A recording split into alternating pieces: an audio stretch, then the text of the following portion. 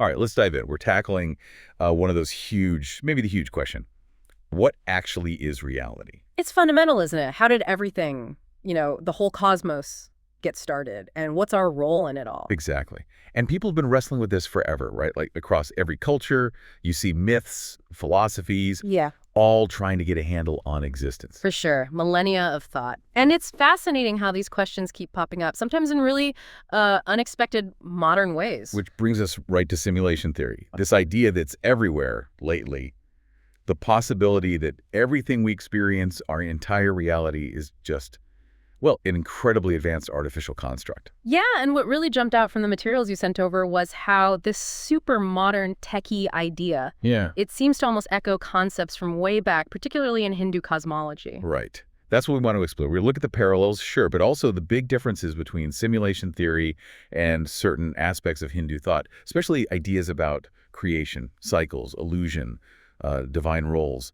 Specifically, we'll dig into the sources you have on figures like Vishnu, the idea of a creator or controller, and this concept of Maya, the sort of illusory nature of the perceived world. Perfect. So think of this as our mission for this deep dive. We've got the articles, the research, your notes. We're going to pull out the core ideas. We want to guide you, the listener, through how simulation theory stacks up against these Hindi concepts. Basically, yeah, a shortcut. We're trying to distill it all so you can get quickly up to speed on how these two really different frameworks approach that same massive question. What is all this? Okay, let's start with simulation theory. It's definitely an arresting idea. It kind of pulls the rug out from under your feet, doesn't it? It really does. It suggests that what we perceive isn't fundamental reality. It's maybe a hyper-realistic computer simulation run by some higher being, not necessarily a god, maybe just a super advanced intelligence. And if that's true, well, it means we might not be what we think we are. Not physical beings in a base reality, but maybe, I don't know, coded constructs living entirely inside a digital world. Like characters in some insanely complex game, yeah. A cosmic version of The Sims where the Sims think their world is the only one. The sources seem to break this down into two main possibilities. Right. The first is, well, it's the big one. The entire universe is simulated. Every star, every particle, the laws of physics themselves, it's all code. Which, I mean, the computational power needed is just staggering to think about. Almost inconceivable. An open world game the size of the cosmos. Yeah. Then there's the second scenario, maybe a bit more contained, more like the Matrix, perhaps. The outside world is simulated, but our minds, our consciousness might still be real. Maybe biological brains hooked up somewhere. So the simulation feeds directly into our senses, like some ultimate VR headset we don't know we're wearing. Exactly, making the artificial world feel completely real. And a lot of the modern discussion really gained traction with Nick Bostrom's simulation argument. Ah, yeah, the trilemma. It's not saying we are simulated, but that one of three things is very likely true, right? Precisely. It's probabilistic. So proposition one. Almost all civilizations like ours wipe themselves out before they get advanced enough to run these ancestor simulations. Okay, extinction. That's plausible, unfortunately. What's two? Two, almost all advanced civilizations simply choose not to run these simulations. Maybe they lose interest, maybe they decide it's unethical, who knows? All right, so either we die out or future super beings just aren't interested in simulating us. Or, number three, we are almost certainly living inside a computer simulation right now. Because if you can make them, and you do make them, you likely make loads of them. That's the statistical logic, yeah. Yeah. If simulations are possible and desirable and you run billions of simulated minds, well, the number of simulated people would vastly, vastly outnumber the people in the one base reality. So just by sheer numbers, odds are you're one of the simulated ones. Statistically, yes. But Bostrom himself, as the sources point out, doesn't actually claim we are simulated. He thinks it's more likely that option 1 or 2 is the case. Okay, that's a crucial clarification. His argument highlights the logic, but his personal bet is elsewhere. Right. And it all hangs on that N variable, essentially. Not just can future beings simulate, but would they? If future societies decide ancestor simulations are, like, deeply wrong, then N becomes 0, and the probability we're simulated plummets. It's about future choices. Makes sense. Yeah. But okay, this whole theory, it faces some pretty big hurdles, yeah. The sources mention objections. Oh, absolutely. The computational power one is huge. How could a computer simulating our universe not be bigger and more complex than the universe itself? Seems paradoxical. But the counter is, Maybe it's optimized. Like a video game doesn't render the whole world at once. Exactly. Maybe only the bits we're looking at are rendered in high detail. Or maybe, from the simulator's perspective, our whole universe is computationally cheap. Maybe their reality is vastly more complex, making ours look, I don't know, low-res or highly pixelated by comparison. Still feels like a bit of a hand wave, maybe. And then there's the evidence problem, or lack thereof. Right, the falsifiability issue. How do you test it from the inside? Any weird glitch, any anomaly? Well, that could just be a bug the simulators haven't patched, or maybe it's even an intentional feature. Yeah, it can fall as an unfalsifiable, like the old devil planted the fossils argument. You can always explain away counter evidence. And philosophically, I've got issues too. Like the infinite regress problem. Okay, simulators made us, but who made them? Does it go all the way up? Turtles all the way down, basically. Sort of, yeah. Or you still need some ultimate uncaused base reality where it all started, which sounds a lot like, well, theological arguments for a prime mover. So it doesn't really solve the ultimate origin question, just kicks it up a level. Pretty much. And then there's the consciousness problem. Can genuine subjective feeling, qualia, actually arise from just running code? That's a massive philosophical debate in itself. It forces you to ask, what does real even mean? If a simulation is perfect, internally consistent, feels totally authentic, is it functionally real for the beings inside it? Maybe reality isn't a simple yes-no. Maybe there are layers, orders of reality. The sources hint at that. And like we touched on, simulation theory ends up looking like a kind of secular theism. It posits a creator and intelligence behind it all without necessarily being religious. Okay, wow. That's a lot to chew on just with simulation theory. Let's pivot now. Let's look at how Hindu cosmology tackles these same epic questions. It's such a vast ancient tradition. It really is. Thousands of years, incredibly diverse ideas about creation, how the universe is sustained, how it dissolves, and the nature of reality itself. A common starting point is the Trimurti, right? Brahma, Vishnu, Shiva. Yes, representing the cosmic functions. Creation, preservation, and destruction or transformation. It's about the cycles of existence. And our sources specifically pointed towards focusing on Vishnu, especially in traditions like Vaishnavism, where he's often seen as, well, more than just the preserver. Absolutely. In many Vaishnava schools, Vishnu is the supreme being, Parabrahman, the ultimate source from which everything else flows. His main job is preserving cosmic order, Dharma. He's generally seen as benevolent, caring for the universe. And the avatars are key here, aren't they? When things go wrong, Vishnu descends. Exactly. When Dharma declines, when evil threatens the world, Vishnu takes form in avatar to restore balance. The Bhagavad Gita quote is famous. Whenever righteousness wanes, I send myself forth, age after age. Think of Rama, Krishna. Those are his avatars. So in this view, he's the ultimate origin, the sustainer, the one who ensures balance. Yes, and the descriptions of how creation happens, this is where things get really interesting in comparison to simulation ideas. Like the image of Vishnu dreaming, that one really grabbed me. It's incredibly evocative. Vishnu reclining on the serpent Shisha, floating on the cosmic ocean. And in a state of yogic sleep, he literally dreams the universe into existence. The whole cosmos is a manifestation of his divine dream, his consciousness. Wow. So reality is contingent on his mind, essentially. In that metaphor, yes. There are others, too. The universe as his breath. Exhaling creation, inhaling dissolution. Or the image from the Bhagavata Purana of Vishnu as a cosmic spider, spinning the universe out of his own substance. That feels different from the simulation idea of like building something separate. This is more emanation. Yeah. Manifestation from the source. Precisely. It's less about external engineering and more about the divine expressing itself as the universe. The world arises from and is permeated by the divine. This reflects how Hindu thought evolved too. Earlier texts might focus elsewhere, but later traditions often elevate a chosen deity like Vishnu to be the ultimate uncaused reality. What about Brahma?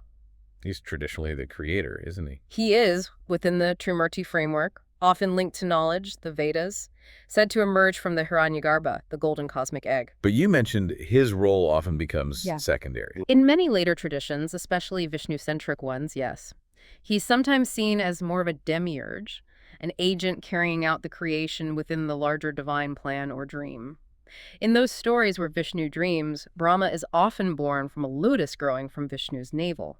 He does the work of creation, but within Vishnu's cosmic framework and the vast cycles of time, the kalpas.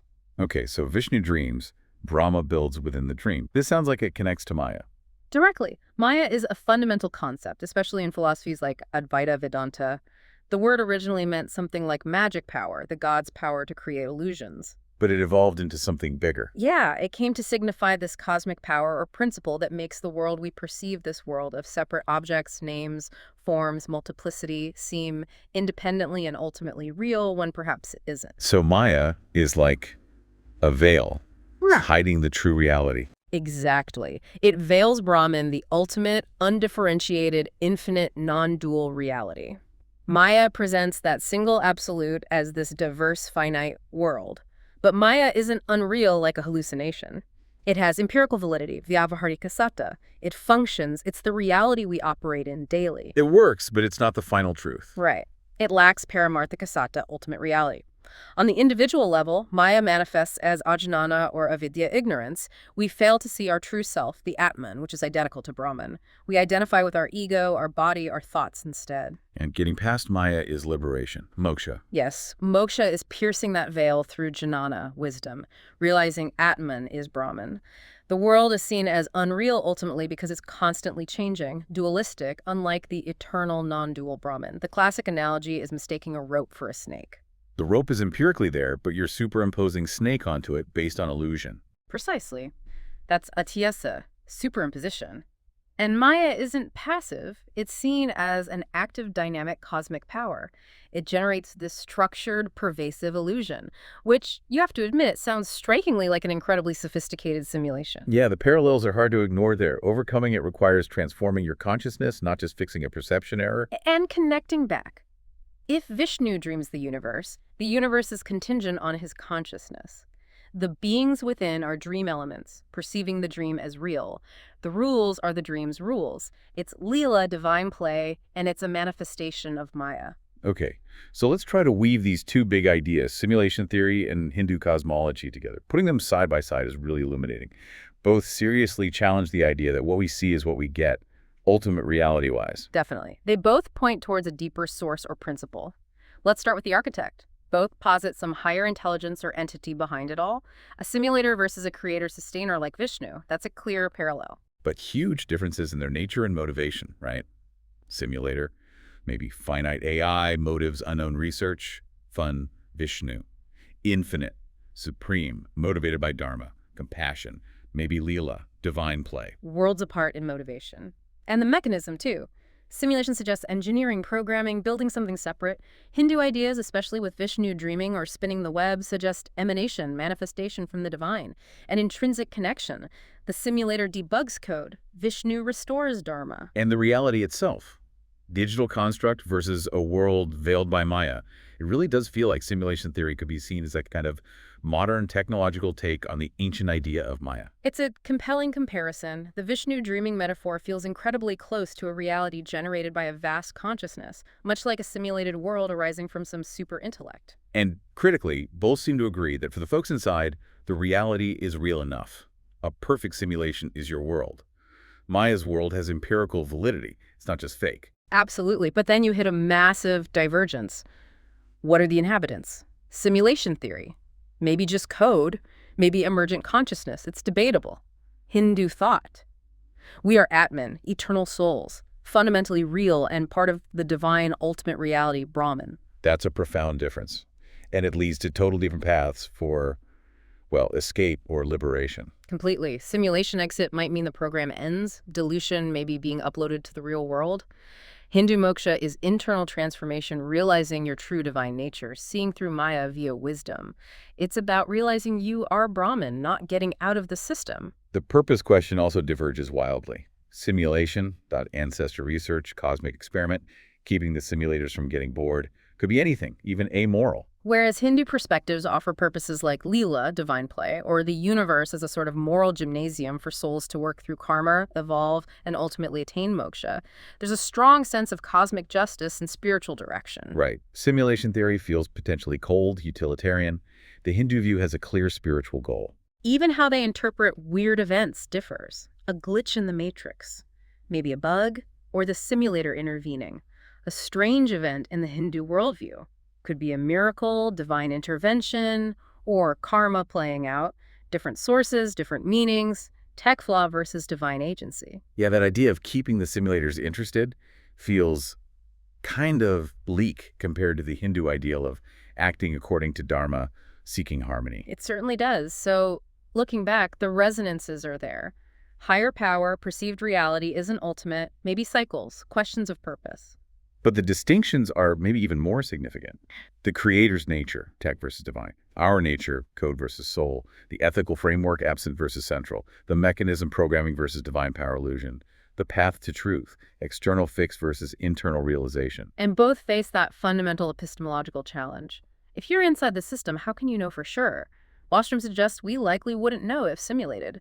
Critics ask how you'd ever verify it. And Maya, by definition, hides the ultimate reality, Brahman. You can't see it through ordinary perception. True knowledge in Hinduism isn't about empirical proof within Maya's world.